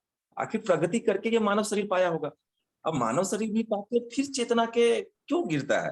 क्योंकि हमने वहां तक की दूरी तय की होगी, तब तो ही मानव शरीर मिला होगा। ईश्वर फोकट में तो हमें कुछ नहीं देते। लेकिन मानव शरीर पाके भी चेतना कृमि कीटकों वाली, इसमें बाबू जी थोड़ा जिज्ञासा है कि कहाँ नहीं समझ पा रहा हूँ। जी धन्यवाद विष्णु जी। उसको हम लोग ऐसे देखें कि ये जो शरीर मिलता है बढ़िया वाला, कहाँ कभी सांप थे, बिच्छू थे, कद्दू थे कहीं पड़े हुए, और ये मिल गया, सबसे बढ़िया वाला पुरस्कार मिल गया, परमवीर चक्र मिल गया हो, तो वो फिजिकल काम करने से मिलता है। क्योंकि ये भौतिक शरीर उपलब्धि पुरस्कार है। तो दौड़ने में आगे गया, वो गया है, तो बढ़िया पक्षी है, दौड़ दौड़ करके भगवान जी का चिट्ठी कबूतर पहुंचा रहा होगा, और वो सही ढंग से सारे पक्षी सब काम कर रहे होंगे। चारा जो अर्थवर्म होता है तेजी से जमीन को कर रहा होगा, तो उनके काम से प्रसन्न होकर के क्रिएटिव बॉडी देता है वो, ये काम वाला है। लेकिन जो आदतें हैं वो अलग चीज होती है। अब परमवीर चक्र बन गया तो पूछा जाएगा कि तुम वासना, तुम्हारा भाग है, तो वो अलग चीज होता है ना, वासना तृष्णा वाला। तो एक जोनी से दूसरे जोनी में जाते समय आदतें लेके जाता है, और जो बॉडी मिलता है ये भौतिक क्रियाकलाप से मिलता है। तो ये काम करता शरीर को तो यूं मिलता है, क्योंकि भौतिक है ना उपलब्धि। आत्मिक उपलब्धि में रिद्धि सिद्धियां मिलेगी, तो उधर वाला काम किया नहीं तो वो वाला नाम मिला पुरस्कार। शरीर का उपयोग किया है बढ़िया भगवान काम में। चलिए, कृष्ण ने कहा है ना गीता में कि शुद्ध दुराचारी भी हो, यदि हमारा काम में लग रहा है, टीम में है, तो संत ही समझने लगे। शिव जी का बराती है, भले अध कपारी है, बैल मन मंद बुद्धि का, फिर भी हमारा काम कर रहा है ना जी, हम जैसे कहते से कर रहा है, सामान ढो रहा है, ले जा रहा है, तो भी नहीं कर रहा है, तो ज्ञानी है तो भी। इसलिए कहते हैं कि ये लोग को पुरस्कार मिल जाता है, ताकत बढ़ा देते हैं। तो भौतिक काम किया है तो भौतिक शरीर बढ़िया मिला है, और बढ़िया दौड़ दौड़ के करेगा। लेकिन आदत जो आई है उसके आधार पर ना ही बदलेगा तो आत्मिक शक्ति नहीं मिलेगा, उसका पुरस्कार अलग होता है। तो इसलिए दोनों का तालमेल ही नहीं है ना। लेकिन आदत लेके आ गए, और चाहे जहां भौंकने की आदत आ गई, बिच्छी वाला आदत लेके आ गए, अब दो व्यक्ति बात कर रहे हैं, बीच में टुभुक गए, तो वो आदत तो ऐसे निकल जाता है, और जहरीला टुभुक गए। तो इस ढंग से वो आदत नहीं छोड़ेगा। तो आदतों को ही कह दिया जाता है कि छोड़ाने की प्रक्रिया चेतना में आती है। तो विज्ञान कोश में अचेतन मन में क्लिनिक, सारा प्रयास अचेतन मन का ही है। उसी मनोमय में ही जीवन खप जाता है। जो सोचता है कि क्या दिक्कत है, आदत कुछ देख रहा है, मन ही मन है अपना कर रहा है। अब बाहर भीतर आदत कुछ है और बाहर दिखाना कुछ चाहता है। इस अंतर्द्वंद में रोगों का कबाड़ बना देता है शरीर पे। तो उसको क्लीन कर लेगा तो मजा आ जाएगा। तो लगता है कुछ क्लियर हुआ होगा बात से। बहुत सुंदर बाबूजी, स्पष्ट हो गया। प्रणाम बाबूजी। जी धन्यवाद। और आज की ध्यान प्रणाली कुछ सुपाच्य लगी कि कैसे पहले तो कठिन रहता था। बहुत बहुत सुंदर लगी बाबूजी, और मतलब पहली बार ऐसी ध्यान प्रणाली को सुन पाया हूँ। अब तो वीडियो का इंतजार है ताकि उसका नित्य अभ्यास किया जा सके, उन शब्दों से नया आयाम लिया जा सके बाबू जी। हमने सोचा कि वो जो कठिन शब्दावली का प्रयोग किया थोड़ा और सरलीकरण करके किया जाए। और ये चूंकि सेमेस्टर का समापन है तो एज ए होल को हम सार्थक के रूप में ले रहे हैं। गुरुदेव ने नया प्रज्ञोपनिषद उसका हमने सार बताया, अभी पूरी पंचकोशों का सार, और कल एक और उच्च स्तरीय शब्द है कुंडलिनी, उसका भी सार तत्व हम लोग समझ लेंगे, ध्यान प्रणाली समझ जाएंगे। और अंतिम दिन सत्र का समापन करेंगे। आज एक और भी सूचना दे लें कि आज यहाँ पर कुंडलिनी ज्योतिर्लिंग का आज प्राण प्रतिष्ठा किया जाना है, सप्तमी तिथि है। चेतनात्मक यानी कुंडलिनी जागरण के क्लासेज बहुत ही दिव्य और गहराई से चलेंगे, सिंसियरली वैज्ञानिक तरीके से, जैसा गुरु जी लिखे हैं वैसा। तो धन्यवाद सभी साधकों के लिए। और यहाँ पर जो भी वर्तमान में आए हुए हैं यहाँ पर सभी साधक देखिए स्क्रीन पर हैं। नगेंद्र सिंह जी को, उनको प्रणाम, भाई साहब प्रणाम जी, धन्यवाद कहा जाए। प्रणाम बाबू जी। बाबू जी, हम लोगों को साधना अभी तक बहुत तरह के सिखाए गए हैं, और हम लोग सबको ट्राई कर रहे थे, और अपने आश्रम में उसको नित्य के ध्यान में इसको ला रहे थे। इसमें अभी आज जो आपने बताया है ये कुछ ज्यादा सार्वत्रिक बना है आज का ध्यान। तो क्या इसी एक ध्यान को हम रोज के प्रयोग में लाएं और उसी में उसमें हम प्रगति किस तरह से देखें कि हमारे इसमें प्रगति अच्छी हो रही है, उसको हम उसका आकलन हम कैसे करें? हाँ जी, धन्यवाद। और इसको ऐसे समझा जाए कि जो भी ध्यान अपने को सरल लगता है, अनंत प्रणाली है, मान लीजिए सैकड़ों, और गुरु जी ने ही रस वर्षा ध्यान, तो अज्ञा चक्र जागरण ध्यान, तो फिर पंचकोशों का ध्यान, 3 शरीरों का ध्यान, कुंडलिनी का ध्यान, इन्होंने भी ढेर सारा ध्यान प्रणाली बता दिया। तो फिर कंफ्यूज होता है साधक कि गुरु जी आप पता नहीं इतना बता दिए कि एक ही नहीं पचा है, अभी कौन लगावें कौन ना लगावें। तो ऑप्शन मिलता है तो हमें खुश हो जाना चाहिए कि इतना वैरायटी का विकल्प है। तो जो अपने को सरल पड़ता है उसको अपनावें और तब तक करें जब तक कि पच न जाए। रोज रोज ध्यान नहीं बदला जाता है, उसको कंटिन्यू रखा जाए। तब होता है क्या कि ध्यान में रस लगने लगता है, तो फिर अपने में जब घुल जाता है तो वो अपने आप ही नया, पता भी नहीं चलेगा, अपने आप ही ऐड कर लेता है कुंडलिनी को, उसमें अपने आप ही ऐड कर लेगा अमृत वर्षा को। जब उस फेज पहुंचेगा तो अपना आप ही ये सब पंखुड़ियां उगने लगती है, इसमें कोई अलग से फेज भी नहीं बदलना पड़ता। समग्र ध्यान खुद ही साधक लगाने लगेगा अपने आप ही, ऑटो स्लीप वाली व्यवस्था है वो जी। धन्यवाद बाबू जी, ऐसा ऑलरेडी अनुभव होता रहा है और ध्यान में दूसरे जुड़ते रहे हैं, तो ठीक है। ये तो इसका मतलब कि हमें जो पहले के अनुभव हैं वो भी हमारे लिए उपयोगी हो सकते हैं अभी।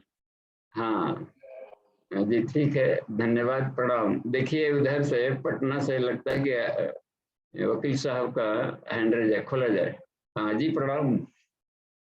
जी बाबू जी प्रणाम। जी बाबू जी बहुत ध्यान आज का बहुत अच्छा लगा, और हमको ये इधर हो रहा है, लगातार हो रहा है, पूछे नहीं थे। तो हम साधना में आत्मानुभूति में तो लगता तो है कि हम वही हैं, ठीक है, लेकिन थोड़ा सा अहंकार जैसा हमें हो रहा है कि हम वही हैं, हम ही चला रहे हैं जब वो हैं तब। अब ये अहंकार है कि मनोबल है, क्या है इसको जानना हम समझ। जी, उसमें इसमें अहंकार नहीं आने देना है। जहाँ अहंकार आता है उसमें तो ऐसा करें कि ये अहंकार ना हो कि हम ही चला रहे हैं। सो अहम का मतलब होता है कि हम ईश्वर के अंश हैं। अंश का मतलब होता है कि उनका वो ज्वाला है, बड़ा चुंबक है, हम छोटे चुंबक हैं, ठीक है। वो सूर्य, हम भगजोगनी हैं। वो हैं 1000 वाट वाला बल्ब है तो हम 0 वाट वाला बल्ब है। वो प्रकाश देते तो हम भी देंगे, अपनी क्षमता पर हम काम क्यों बंद करेंगे। वो प्यार लुटाते हैं तो उनका हमारा डीएनए, तो हम भी प्यार लुटाएंगे। वो ब्रह्मांड, अनंत ब्रह्मांड में लुटाते हैं, हम अपने सराउंडिंग, फ्रेंड सर्किल, प्रेयर, जो अपना वातावरण है, इतना दूर तो हम प्रकाशित कर सकते हैं। अब रह गई बात कि इसलिए इसमें अहंकार नहीं आएगा अपने को अंश मानने से। अहंकार तब ना कि सारा को हम तो कभी चला ही नहीं सकते सबको, क्योंकि अपने भीतर में तो उसी की सत्ता है। तो हमारा क्या रह गया, अपने आत्मा में भीतर झांक कर देखा जाएगा, उसमें भी केंद्र कीजिए, अपने में भी, कि मैं जो शब्द बोल रहा हूँ तो वो उसके भीतर में जो अपनी जो भावनाएं है जीव का, मेरे जो भी परिकल्पना है मैं का, तो उसके भी प्रकाश के रूप में सविता देख रहे हैं, उसके भी ड्रिल करके सेंटर में देखे क्या है, तो परब्रह्म परमात्मा, तो उनकी आभास से मेरा मैंपन बना हुआ है। तो फिर मैं कहाँ रहा। तो अब है कि अपने को छोटे रेंज में हम क्यों बन गए हैं, तो उनको छोटे छोटे कार्य देने हैं। अलग अलग फैकल्टी है, और वकालत भी देखना है, इंजीनियरिंग भी देखना है, संगीत विभाग देखना है, कृषि भी देखना है। तो अलग अलग फील्ड के लिए अलग अलग बल्ब तो लगाएंगे। तो हमें हमारे फील्ड को प्रकाशित करने के लिए हमें दिया है, तो हम अपने फील्ड में सूर्य चंद्रमा की तरह चमकेंगे। अच्छा, अन्य लोग कहेंगे कि आप तो उतना नहीं, और चमक बढ़नी चाहिए, ये कहा जा सकता है, ठीक है, हमारी ये मूछें आएंगी, अभी हम बच्चे हैं, लेकिन करेंगे वही ना जो कि हमारा जो गुण है ईश्वर में। तो हम कभी भी अपने आप को आचार्य ना माने, लेकिन आचार्य के बेटे हैं ये जरूर माने, तो अपना डिप्रेशन भी नहीं आएगा। और ईश्वर नहीं है लेकिन ईश्वर के अंश तो हैं, और वो प्रेम है, शांति में है, आनंद में है, तो हम क्यों अशांत होंगे, क्योंकि हमारा मूल गुण है ना शांति। किसी भी परिस्थिति में अशांत नहीं हो सकता, क्योंकि हमारा डायग्नोस्टिक फीचर है, किसी भी अवस्था में आपसे अपसेट नहीं होता है। किसी भी अवस्था में गंदा नहीं होता हूँ, क्योंकि पवित्रता मेरा मूल स्वभाव है। मैं तो दूसरों को पवित्र के लिए बना हूँ। तो ये अपनी मौलिकता को स्मरण किया जाए, अपने आप को स्मरण करते रहने से बात बनती रहेगी। ठीक है जी बाबूजी प्रणाम। हाँ जी, धन्यवाद। आगे बढ़ते हैं। चैटिंग में कुछ भी आ रहा है क्या? देखिए एक और हैंड रेज है ना, चैटिंग में देखिए ना। चैट बॉक्स में पहला प्रश्न वीरेंद्र प्रसाद यादव जी का है। ये पूछते हैं कि क्या स्थूल योगासन कोशों पर असर डालते हैं? क्या पूछा जा रहा है? ये पूछ रहे हैं कि क्या स्थूल योगासन, जो योगासन हम स्थूल रूप में जो हम करते हैं, वो सूक्ष्म कोशों पर असर डालते हैं? हाँ डालते हैं, लेकिन बहुत अधिक नहीं डालते हैं, थोड़ा सा ही डालेंगे। मान लीजिए कि इधर से कहा गया, आवाज कहा जाए कि कोई राहगीर जा रहा हो कि भाई साहब सुनिए, तो अब यहाँ से हम बोल रहे हैं, वो सुन भी लिया है कि कोई बुला रहा है, लेकिन मर्जी उसी की रहेगी। हो सकता है कि नहीं भी सुने या बिना देखे भी कह दे कि अनसुनी कर दे, तो उसकी स्थिति पर निर्भर करेगी। यदि हर कोष का अपना कचरा होता है, शरीर स्वस्थ कर लिए लेकिन मन में निगेटिव चिंतन बना हुआ है, तो इस शरीर का निगेटिव यूज करेगा, वो और खतरनाक हो जाएगा। पहले तो शरीर अशक्त था तो दौड़ दौड़ करके नहीं, बदमाशी वाला दिमाग है खुराफाती, और शरीर है रोगी, तो चाह करके भी बिछावन से ऊपर नहीं उठेगा कि उसको खुराफात कर डाले। लेकिन यदि ठीक कर दिए और उसका नहीं ठीक है ऊपर वाले का पॉजिटिव थॉट, तो अब दौड़ दौड़ करके बदमाशी शुरू करेगा। इसलिए गुरुजी हमेशा ध्यान देते हैं कि शरीर को निरोग भर खाली फांसी से सारा ध्यान मन पर दे। मन ही धुरी है चेतना का, और उसका सफाई का अलग तरीका होता है, पॉजिटिव थॉट। और कभी भी उदास मत रहो, मुस्कुराते रहो। थोड़ी थोड़ी सूत्र दे दिया, मुस्कुराते रहो।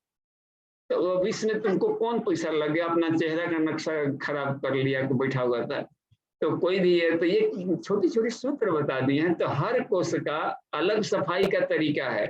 यदि ऊपर वाला गंदा है मन, तो नीचे कितनों सफाई करेंगे। बिछावन मजबूत साफ सुथरा कर दिया, छत ही छप्पर ही चू रहा है, तो तेजाब चू चू के उसको गला देगा।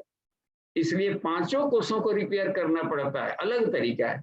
शरीर के लिए आसन प्राणायाम तो कर लिए, आप सोचेंगे कि मुंह को साफ करना था, दांत को तो ब्रश कर लिया, आप चाहेंगे कि आंखों को भी इसी से साफ कर ले, तो गए काम से। तो हर कोष की सफाई का अलग टूल्स होता है, इसलिए उस तरीके से ही साफ होगा। तो मन की अब इतना ही मदद कर सकता है, क्योंकि अनाज हम लोग ले रहे हैं, जैसा खाए अन्न वैसा बने मन का मतलब है कि मन में भी जो पार्ट वो है, मन इस्तेमाल करता है ब्रेन को, और ब्रेन सॉलिड पार्टिकल है, तो वही तो अनाज से बना है।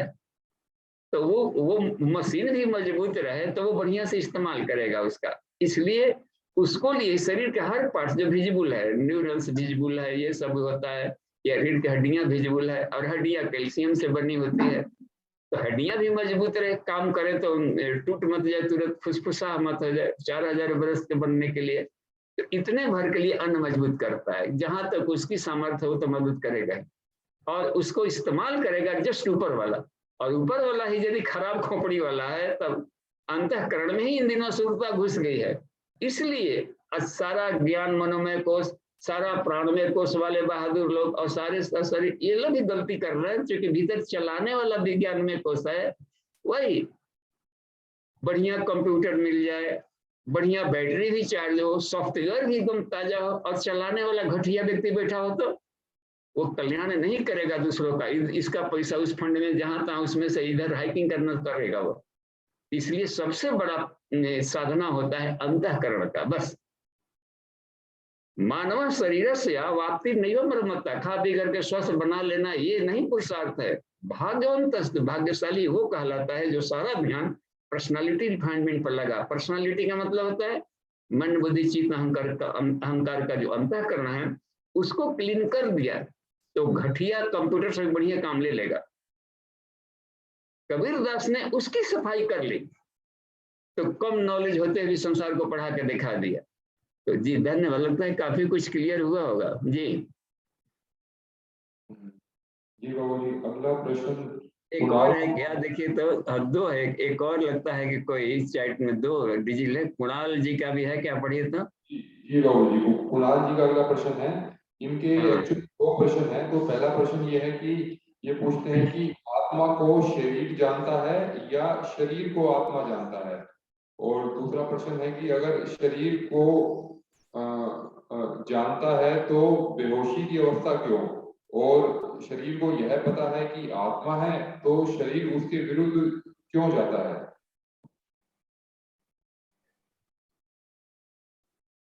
देखिए हम भी उसको खोल लेते हैं, आप जो पढ़ते हैं तो खोल करके अब हम भी उसको देख रहे हैं। बाबूजी, आत्मा को शरीर जानता है या शरीर को आत्मा, तो शरीर जड़ है इसलिए उसमें जानने समझने की अपनी शक्ति नहीं है, इसलिए शरीर को आत्मा वाला लाइन यथेष्ट है, ठीक है। अगर शरीर को जानता है, अच्छा, तो बेहोशी की अवस्था क्यों, क्यों यानी कोमा में फिर क्यों गया है ना। जिस शरीर को जानता था तो शरीर को कोमा में नहीं जाने देता, तो आत्मा अकर्ता है। ये देखिए हमेशा देखिए, आत्मा कभी भी कर्ता नहीं है, वो तम अकर्तु पश्यति वित्तसो को, यदि वो कर्ता बन जाएगा तो फिर पाप पुण्य में लिप्त होने लगा, वो भी आत्मा भी पवित्र नहीं रह पाएगी। ईश्वर को भी पाप पुण्य का दंड भुगतना पड़ेगा। ईश्वर कर्मफल से पर इसलिए रहता है कि कोई काम करता ही नहीं है, करने वाली सारी अपरा प्रकृति होती है, ये मन बुद्धि चित्त अहंकार ये सब करते हैं। तो यह रह गई बात में कि चूंकि वो मन को उसके माध्यम से मन सक्रिय हो जाता है, बस अध्यक्षता मात्र से, उपस्थिति मात्र से शरीर के सारे घटक काम करते हैं। लेकिन मन की जो है सत्ता है बनी है, वो रिफाइनर है। ब्रेन को यदि कोमा में चल गया, चोट लग गया, एक्सीडेंट हो गया, तो वो चाह करके भी इससे काम नहीं ले पाएगा। तो इसके अलग घटक होते हैं शरीर का, और ये सब समष्टि चेतना से भी अपना काम करते रहते हैं घटक का, अपनी उसको देख रेख साथ संभाल भर कुछ ही तक है, लेकिन जो बनाया है इसको वो आफ्टर ऑल मालिक रहता है, ईश्वरीय चेतना। तो इसलिए इसकी सारी प्रकृति का हर हलचल सविता सर्वभूता नाम सब भवन प्रोसेस है। तो इसलिए हम देखें कि वो बेहोशी की अवस्था, वो चोट मोच करने का वो करता है आत्मा, और जीव भाव वाला है कर्ता वाला। तो जीव भाव में आ गया तो जाना था उधर कि ऐसा ना करे, हेलमेट पहन करके चलाया करे, जीव भाव को तो बता ही गया है, और हेलमेट पहन करके नहीं चलाया, अटपट किया, एक्सीडेंट हो गया तो गया। तो जीव अपनी मनमानी कर सकता है उसके भीतर में। तो क्रिया की प्रतिक्रियाएं सारी सृष्टि में चलते रहती है, और ये जड़ जगत का है, लेकिन जो एक ही है चेतन तत्व जिसको आत्मा कहते हैं, ठीक है। हाँ, वो बात समझ में आ गई। चलिए फिर मिलेंगे कक्षा में, समापन का समय हो गया है। चलिए 4 मिनट है, कुछ प्रश्न बनता है पूछिए। जी बाबू जी, एक प्रश्न है कि जैसे कि हम 7 लोगों के बारे में पढ़ते हैं तो भू भुआ स्वा तो थोड़ा समझ में आता है, परंतु जो महाजना तपा सत्यम, इनको जो है कुछ समझ नहीं पाते बाबू जी। तो इनको समझने का और इसकी अनुभूति करने का क्या उपाय हो सकता है? हाँ देखिए, भूर्भुव स्व तक तो समझ पा रहे नहीं, इतना स्थूल सूक्ष्म कारण, क्रिया विचार भावना इतना तो समझ में आ रही है। जी जी बाबू। क्रिया विचार और भावना, भावनाओं से विचार निकलने शुरू होते हैं, और विचार क्रिया में बदलती है। तो जब क्रियाएं करते हैं तो स्थूल हो गया, स्थूल शरीर को माध्यम बनाता है, और विचार ज्ञान इंद्रियों को माध्यम बनाता है। ये तो बात समझ में धीरे धीरे आ रही करने की, एक स्थूल है, इच्छा उठी तो विचार फिर बने।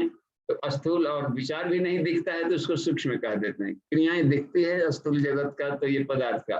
तो स्थूल सूक्ष्म कारण के लिए भूर्भुव स्व है। इतना बात ठीक है जी जी। अब रह गया कि इन चक्रों का हम कैसे करें। तो जो महातत्व है वो अनाहत चक्र है। तो ये भावनाओं में 2 प्रकार की भावनाएं हो गई। एक तो भावनाएं हो गई है कि अपने अपाद मस्तकम हम माता पितरी विनिर्मित, मैं पूरे शरीर से माता पिता द्वारा उत्पन्न किया गया हूँ, ये मेरे है, ये परिवार मेरा है, संबंध का मेरा है, संसार मेरा है, इधर से लगाव रहता है भावना है।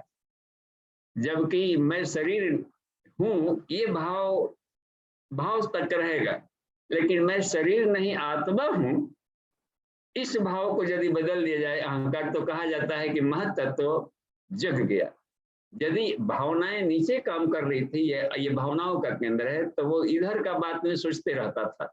ऊपर वाला भी नहीं होता है कि ऊपर वाला पदाधिकारी इधर के पक्षधर है। और यदि अपनी मूल सत्ता को याद कर लिया कि मैं भावातीत हूँ, अतीत सर्वभावे भ्यो बालाग्रह अपिहंतनु, मैं अत्यंत सूक्ष्माति सूक्ष्म आत्मा हूँ, संसार के किसी भी क्रियाओं प्रतिक्रियाओं पर मेरा निरीक्षण नहीं करता। इस भाव को यदि जगा लिया तो अनाहत चक्र जग गया। ये महा कहलाता है, यानी अहं का अंत होना महंत कहलाया। तो इस तरह की जो अहंकार है पदार्थवादी, उसका अंत करने वाला एक फेज है यहाँ पर, और उसमें इस स्तर की आत्माएं मिलेंगी जो कि आत्मभाव में रह रही हैं। तो अपने को आत्मभाव में लेने की प्रक्रिया अनाहत चक्र से होती है। तो यही आदमी को भी परेशान करते रहता है, अपने आप का ही बोधत्व तो नहीं होने, मैं शरीर भाव में हूँ पड़ा रहता है। तो यहाँ से ऊपर उठने को बार बार ऋषियों का प्रेरणा है कि अनाहत से तो ऊपर ही रहो बस। ये क्योंकि भावुक आदमी विश्व को नहीं बदल सकता है, कहीं ना कहीं भावनाओं बदलता है। भावुकता से बदला ही नहीं कभी है, भावनाओं को प्रज्ञा से दिशा देनी पड़ती है। तो अब यहाँ से ऊपर शुरू हो जाता है आकाश तत्व का, देखते हैं ना वो। तो अब ये रहता है जन तत्व का मतलब होता है कि एक तो हो गया मान्यता, टाइम है कि नहीं? हाँ 1 मिनट है। एक मान्यता हो गई कि मैं अत्यंत सूक्ष्माति सूक्ष्म आत्मा हूँ, संसार के किसी भी क्रियाकलाप से मैं रिएक्ट नहीं करता, ठीक है। लेकिन इसमें एक और भी आ सकता है कि एक और भी ऊंची स्थिति होगी, क्योंकि संसार से फिर जा करके हम उसको केयर कर नहीं पाते, क्योंकि ईश्वर ने इस पार्टिकल बनाया है जीव सत्ता को, इस भाव को, कि संसार को भी हमें स्वर्ग बनाने। तो अब सोचना पड़ता है कि मैं शरीर की ही आत्मा नहीं हूँ, पूरे विश्व ब्रह्मांड के जितने भी पसारा है वो अपने ही शरीर के हिस्से हैं और उनकी मैं आत्मा हूँ। तो इसको जन लोग कहते हैं, सारा जन समुदाय मेरे ही शरीर खींचना। कहा जाता है ना कि सर्वभूतात्मा भूतात्मा गीता में, यानी सारे संसार को अपने में देखें। तो तब संभव है जब अपने बॉडी को आकाश मान लिया जाए तो पूरा इकोलॉजी ही अपने बॉडी में आ जाता है, और सबके प्रति अपनी आत्मीयता देना, ये जन लोग कहलाता है। अब देखिए इस हालत में वो विराट हो गया, क्योंकि अब दोबारा जन्म ना लेगा इस अवस्था में भी। क्यों? क्योंकि इतना बड़ा बॉडी ही नहीं बना हो कि जिसमें सबको, तो आकाश का शरीर हमेशा उसका रहेगा। ये क्लियर हो रहा है ना कैसे? अपनी मान्यताओं के आधार पर उसकी गति बन रही है। और ये भी फिर है, लेकिन मोह पैदा कर सकता है संसार में, जबकि संसार है ही नहीं, तरंग है, ऊर्जा है, और हमने इसको संसार मान करके कर रहा था। इसलिए यह भी अंतिम गति नहीं है उसका, यानी अहंकार योग में भी उत्कृष्टता ऊपर आ रही है। तो धीरे धीरे स्व के ऊपर वाले सारे ये सूक्ष्म हैं जो कि हमें सिर्फ अनुभूतियों में आ सकते हैं और फीलिंग्स में, और जाकर आएगा कि अनासक्त, सारे संसार में रहते भी मैं अनासक्त हूँ बस। अथाह प्रेम, अथाह आत्मीयता देते हुए भी मैं इसमें लिप्त नहीं होता। ये अनासक्त लोग होता है, ये अज्ञा चक्र वाला। इस तरह की आत्माओं से आदान प्रदान क्रम से भी जाता है, ऐसे लोगों से संबंध बनता है, ऐसी चेतनाओं से बनता है। और इससे ऊपर वाले ये भी मान्यता है तो अधूरी है अभी, क्योंकि अभी भी संसार शब्द का कल्पना है, जबकि ऊपर क्या है? अहम जगद्वा सकलम शून्यम व्योम समम सदा। वो कभी संसार हुआ ही नहीं, आज भी संसार नहीं है, पहले भी नहीं था। तो हमारा एंगल ऑफ विजन ही केवल ऐसा था कि ये तरंगों को हमने विजिबिलिटी मान लिया है। तो और वो अत्यंत, वो शून्यता नहीं है, डेडनेस। अथाह शांति, अथाह आनंद, चिदाकाश, यही हमेशा स्वरूप बना रहता है।